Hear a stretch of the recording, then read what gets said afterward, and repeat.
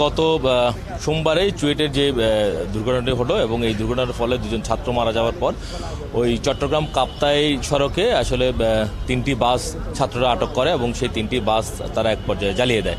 তো এখানে আজকে গণপরিবহন বৃহত্তর মালিক সমিতির যে ঐক্য পরিষদ, সেই ঐক্য পরিষদের ডাকে আজকে সকাল থেকে 48 ঘন্টা হরতাল চলছে এবং আমরা এখন আছি নগরীর নতুন ব্রিজ এলাকায়, যেখান থেকে চট্টগ্রাম, কক্সবাজার, বান্দরবান, বাঁশখালী, আনোয়ারা এই দিকে দক্ষিণাঞ্চলে যে গাড়ি, সেই গাড়িগুলো আসলে এই রোড দিয়েই চলে।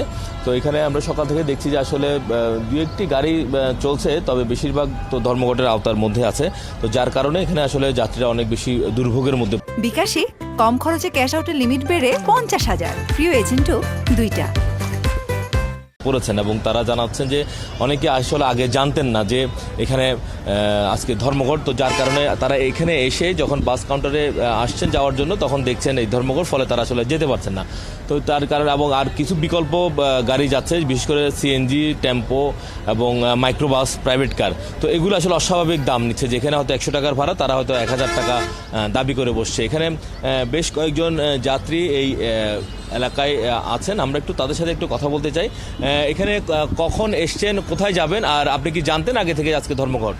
আমি আসছি প্রায় আধা ঘন্টা থেকে 45 মিনিট হচ্ছে। আমি আসলে জানতাম না, আমি বাড়ির উদ্দেশ্যে যাব, একটু কাজ আছে চকরিয়ায়। তো আমি সকালে আসার সময় দেখলাম যে রাজাখালীর ওখানে সিএনজিকে মানে স্টপ করছে, ওখান থেকে নামাই দিচ্ছে। পরে রিক্সা নিয়ে এখানে আসলাম, দেখে এখানে সব বন্ধ। পরে জিজ্ঞেস করতেছে, অনেকেই জানে না। এখন বুঝলাম না, এগুলো পূর্ব কোনো নির্দেশনা ছাড়া আমরা ভোগান্তিতে আছি আর কি। রাজীব, আমরা দেখছি যে যাত্রীদের দুর্ভোগ হচ্ছে এবং আপনি সেই খবর রাখতে থাকুন। আমরা আপনার মাধ্যমে চট্টগ্রামের যে 48 ঘন্টা ধর্মঘট, সেই খবরাখবর দর্শকদের জানিয়ে দিব। সহকর্মী রাজীব বুড়া বলছিলেন চট্টগ্রাম থেকে।